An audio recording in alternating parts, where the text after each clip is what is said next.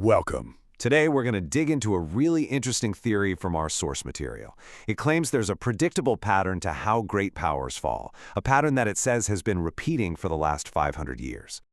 So right off the bat, here's the big question.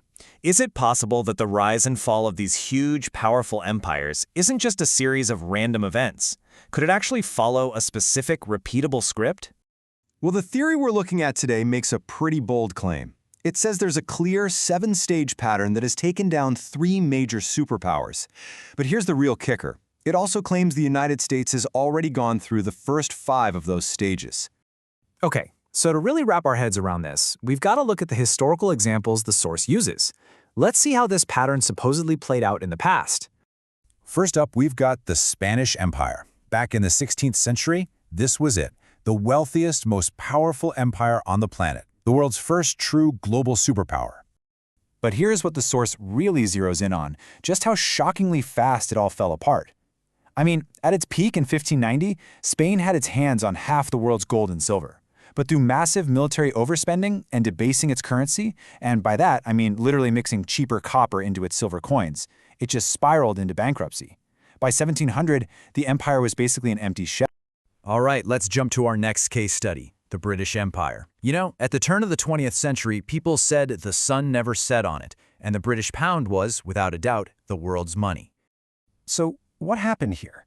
Well, this theory argues that the pattern was kicked off by the insane cost of 2 world wars. In just a handful of years, Britain went from being the world's biggest lender to its biggest borrower. According to the theory, this financial pressure pretty much forced them to let go of their colonies, starting with the crown jewel, India, in 1947, and by 1970 the empire was effectively just a memory. And now for a much more recent example, a modern nuclear superpower, the Soviet Union. For 45 years, it was one of the 2 giants standing on the world stage, right up against the United States. And this is where it gets wild. The sheer speed of the collapse. The source makes a really key point here. The Soviet Union didn't get defeated in a hot war. It imploded from the inside out, economically. I mean, think about this. From the moment the Berlin Wall fell to the complete dissolution of the USSR, it took only 900 days. Just gone. All right, so we've seen the historical examples. Now let's get to the real heart of this thing. How this 7-stage pattern supposedly applies to the United States. Right here, right now. Okay, stage 1. This is what the theory calls military overextension. And what does that mean? Basically, it's when a country's military presence around the world gets way, way bigger than what it can actually afford to maintain long-term. The source points to over 750 U.S. military bases in something like 80 countries as proof of this. And yeah, you can really see the cost of that right here. The data in our source material shows the U.S. military budget is bigger than the next 10 countries combined. The whole argument in the theory is that this kind of spending is just not a sustainable burden. All right, on to stage 2, currency debasement. So remember how Spain started mixing copper into its silver coins? Well, the theory argues that the modern version of that is simply printing money that isn't backed by a real physical asset. Over time, that just eats away at the money's value. The theory pinpoints a really specific moment for this, 1971. That's when the U.S. officially went off the gold standard. It claims that ever since the dollar wasn't tied to a physical asset anymore, ongoing money creation has basically wiped out 98% of its original purchasing power. And that, of course, leads right into stage 3, the debt spiral. This is the point where you're not really borrowing to build new things or invest in the future. Nope, you're just taking on new debt to make the payments on your old debt. It's a dangerous cycle. And to put that into perspective, the source flags a U.S. national debt of over $36 trillion. That's actually more than the country's entire economic output for a whole year. And the interest payments alone? They're getting close to a mind-boggling $1 trillion a year. Okay, stage 4. This one is called the loss of productive capacity.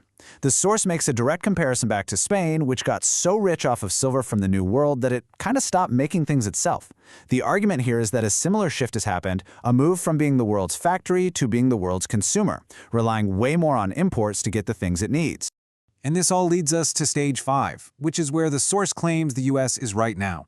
It's called social decay. And this one isn't just about money or factories. It's about the social fabric of the country itself. The theory points to things like a huge drop in public trust, deep political divisions, and a whole host of other social challenges as signs that this stage is already here. So, If the theory says the first 5 stages are already in the rearview mirror, you gotta ask, right? What does the source predict is next? This is where we move from looking at the past to looking at a potential future. Well, the pattern lays out 2 final stages, and they're pretty clear-cut. Stage 6 would be the loss of the world's reserve currency status for the dollar. And that, the theory says, would trigger the final and most dramatic stage of all, a sudden collapse. And according to the theory, we're already seeing the early warning signs of Stage 6. It points to groups of countries, like Brazil, Russia, India, China, and South Africa, starting to trade in their own currencies. And it highlights how central banks all over the world are buying up gold. The suggestion is that a slow move away from the dollar might already be starting. Which, of course, brings us to the final massive question this whole theory is built around. If this historical pattern really does hold, what would that final stage, a collapse, actually look like for a modern superpower? The source leaves us with this one last, pretty chilling thought, drawn right from its analysis of past empires. It argues that these kinds of collapses aren't slow, gentle fades into the background. They are swift, unexpected events. It's a provocative idea for sure, and a stark reminder from the source material that the patterns of history can be powerful and maybe, just maybe, predictive.